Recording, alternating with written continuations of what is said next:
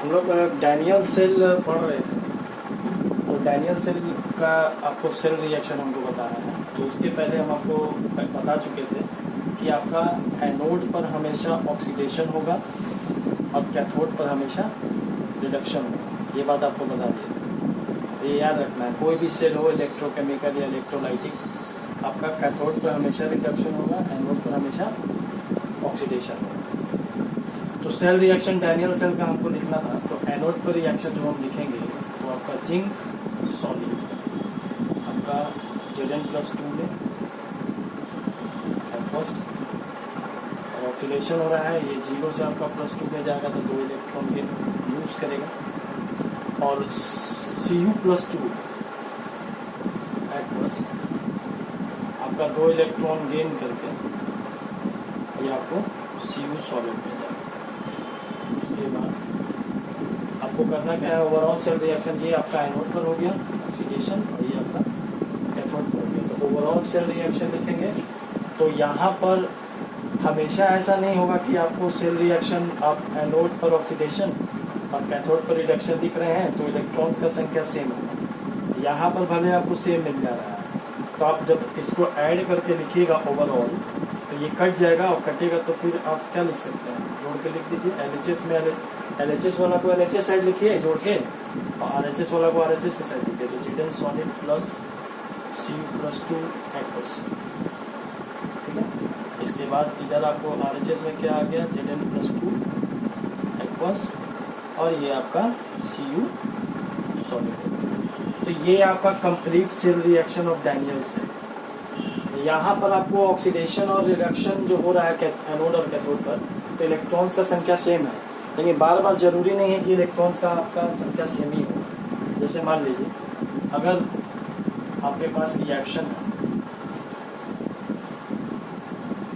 अगर रिएक्शन जा रहा है Na बोल रहा है Na सॉलिड Na+2 में जा रहा है, ऑक्सीडेशन हो रहा है, साफ देख रहे हैं ये 0 में है, ये +2 में है, एनोड पर होगा। और आपको कह रहा है Ag+ एक्वस, ये आपको Ag सॉलिड में जा रहा है अगर रिएक्शन कुछ ऐसा है, ठीक है। प्लस यहाँ पर कुछ नहीं है, चाहे तो ये 0 है तो ये कैथोड पर होगा रिडक्शन, ठीक। तो अब इसका आपको सेल रिएक्शन लिखना है। तो सेल रिएक्शन कैसे लिखेगा, अब इसको क्या कीजिए आप, Na+2 में जा रहा है तो 2 इलेक्ट्रॉन इधर दीजिएगा बैलेंस करने के लिए, ये एनोड पर रिएक्शन हो गया। और Ag सॉलिड में जा रहा है 0 में, तो यहाँ पर आपका 1 इलेक्ट्रॉन गेन करेगा। अब इसको ओवरऑल सेल रिएक्शन लिखने के लिए, तो ओवरऑल सेल रिएक्शन जब लिखिएगा तो देख लीजिए यहाँ पर इलेक्ट्रॉन्स आपका 1 है, यहाँ पे इलेक्ट्रॉन्स कितना है 2, तो आपको इसको बैलेंस करने के लिए 2 से मल्टीप्लाई करना है। ये आप 2 से मल्टीप्लाई कीजिएगा, तब जाके इसको आप ऐड कीजिएगा पूरा रिएक्शन, एनोड और कैथोड को रिएक्शन को ऐड कीजिएगा, तब ये कट जाएगा, इलेक्ट्रॉन्स कट जाएगा। 2 इलेक्ट्रॉन्स होगा जोड़िएगा तो अब आप जोड़िए Na सॉलिड हो गया प्लस इसको आप 2 से मल्टीप्लाई कीजिएगा, ट्वाइस Ag+ एक्वस होगा। और इसके बाद यहाँ पर आपका जाएगा Na+2 एक्वस, तो मल्टीप्लाई सिर्फ आप इसको किए हैं, तो ये पूरा से मल्टीप्लाई करना है, इलेक्ट्रॉन्स LHS RHS में जो भी है सबको मल्टीप्लाई करना है। तो ट्वाइस Ag+ हो गया और इधर आपको ट्वाइस Ag सॉलिड। तो एक बात ध्यान रखना है, ये आपका कंप्लीट सेल रिएक्शन है, ये कंप्लीट सेल रिएक्शन हो गया जिसमें आपको एनोड पर ऑक्सीडेशन और कैथोड पर रिडक्शन हुआ। तो सेल रिएक्शन में जो भी आप इलेक्ट्रॉन्स कैंसिल करते हैं, इक्वल करते हैं, वही आपका नस्ट इक्वेशन में आप जब आगे पढ़ेंगे हम लोग नस्ट इक्वेशन। तो नस्ट इक्वेशन जब हम लोग पढ़ेंगे तो सेल रिएक्शन में मान लीजिए आपको क्वेश्चन में ऐसे रिएक्शन दिया हुआ रहेगा, ये ऐसे रिएक्शन, तो आपको यहाँ पर खुद से समझना होगा कि Na जा रहा है Na+2 में और ट्वाइस Ag+ नहीं, Ag जो भी कोफिशिएंट है उसको आपको कंसिडर नहीं करना है, आपको सिर्फ आयंस देखना है कि कौन किस में चेंज हो रहा है। Ag यहाँ पे ट्वाइस Ag+ है क्योंकि ये कंप्लीट बैलेंस करके लिखा हुआ है, यहाँ पर Ag प्लस Ag में जा रहा है, तो आपको Ag प्लस Ag में ले जाके चेक करना होगा कि इसमें कितना इलेक्ट्रॉन हुआ, तो 1, और यहाँ कितना इलेक्ट्रॉन हुआ, तो 2। तो जब ऐड कीजिएगा एनोड और कैथोड पर रिएक्शन जो हो रहा है, ओवरऑल सेल रिएक्शन लिखने के लिए, तो ऐड करने वक्त जो आप इलेक्ट्रॉन्स को कैंसिल कीजिएगा दोनों में बराबर करके। अगर यहाँ 2 है, यहाँ 1 है, तो यहाँ 2 है, यहाँ 1 है, तो इसको आपको 2 से मल्टीप्लाई करना होगा। यहाँ 3 है, यहाँ 2 है, तो आपको यहाँ 3 है तो इसको 2 से, यहाँ 2 है तो इसको 3 से, यानी 6 होगा। यानी नस्ट इक्वेशन में जब हम लोग पढ़ेंगे तो जो इलेक्ट्रॉन्स को कैंसिल करते हैं इक्वल करके, वही आपका स्मॉल n होने जा रहा है, जिसका मतलब होता है नंबर ऑफ इलेक्ट्रॉन्स लॉस्ट। और ये जो आप टोटल इलेक्ट्रॉन्स कैंसिल जो कीजिएगा इक्वल करके, वही आपका नस्ट इक्वेशन में n होने जा रहा है।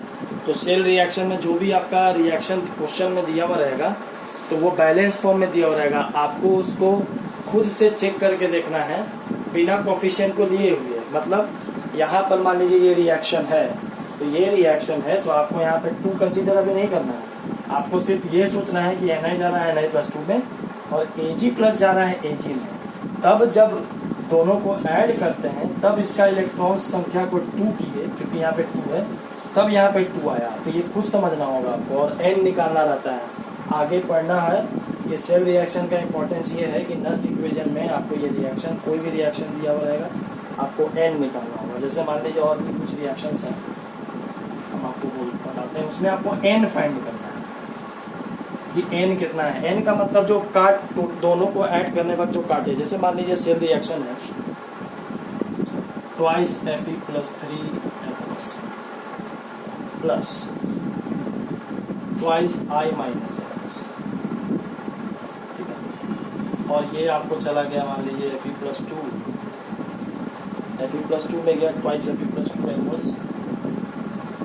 प्लस I2 सॉलिड में मान लीजिए चला गया, ठीक है। अब ये आपका सेल रिएक्शन। अब आपको क्या करना है, जब आप एनोड और कैथोड पर रिएक्शन लिखिएगा, एनोड पर ऑक्सीडेशन और कैथोड पर क्या रिडक्शन, तो आपको कोफिशिएंट को कंसीडर नहीं करना है, इसको आप हटा के चलिएगा, ये हटा के चलना है, ये हटा के चलना है, ये हटा के चलना है, कोफिशिएंट को कंसीडर नहीं करना है। अब देखिए कोफिशिएंट छोड़ के कहाँ क्या क्या हो रहा है, देखिए Fe प्लस 3 कहाँ जा रहा है, Fe प्लस 2, यानी प्लस 3 से प्लस 2 में जा रहा है, यानी घट रहा है, यानी ये रिडक्शन।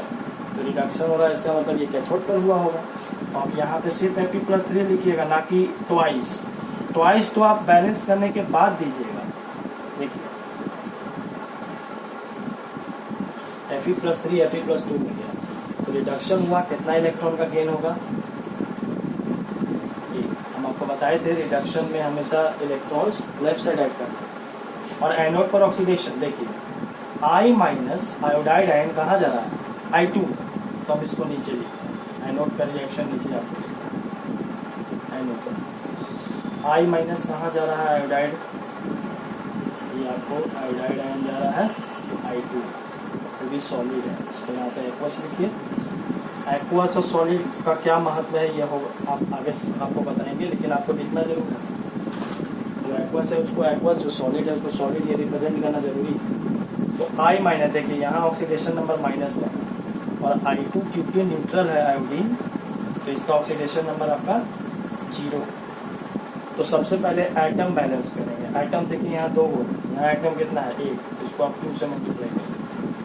2 से मल्टीप्लाई कीजिएगा तो 2 इंटू -1 कितना हो गया, -2 हो गया। अब -2 हो गया ये, तो -2 से जा रहा है 0 में, तो ऑक्सीडेशन हुआ, तो आपको कितना इलेक्ट्रॉन यहाँ पे देना है, 2 इलेक्ट्रॉन देना है बैलेंस करने। ये -2 से कहाँ गया, 0 में गया, तो -2 से 0 में कितना का चेंज हुआ, बढ़ गया है, ऑक्सीडेशन हो रहा है। अब जब आप ओवरऑल सेल रिएक्शन लिखिएगा, तो देखिए यहाँ इलेक्ट्रॉन 1 है, यहाँ इलेक्ट्रॉन कितना है 2, यानी आपको इस रिएक्शन को 2 से मल्टीप्लाई करना होगा। कंप्लीट सेल रिएक्शन लिखने का एक ही कॉन्सेप्ट है कि आपको इलेक्ट्रॉन्स बराबर करके काट देना है, चाहे वो 10 हो, चाहे 6 हो, चाहे 8 है, बराबर करना है दोनों में, एनोड पर भी और कैथोड पर भी क्या से मल्टीप्लाई कीजिएगा कि बराबर हो जाए, उसके बाद आपको काट देना है, कैंसिल करके जोड़ देना है। अब आप जोड़िए, देखिए ट्वाइस आप मल्टीप्लाई किए तो लिखिए ट्वाइस Fe+3 प्लस ये तो इलेक्ट्रॉन कट जाएगा आपका, 2 इलेक्ट्रॉन है यहाँ, 2 से मल्टीप्लाई किया इलेक्ट्रॉन कट जाएगा, फिर क्या है ट्वाइस I माइनस, ये आपको एक्वस है। 2 से आप पूरा को मल्टीप्लाई करना है, LHS में भी और RHS में भी, twice Fe+2 aqueous plus I2 solve. यही ना आया, देखिए ये रिएक्शन और इस रिएक्शन में मिला लीजिए, सेम रिएक्शन है।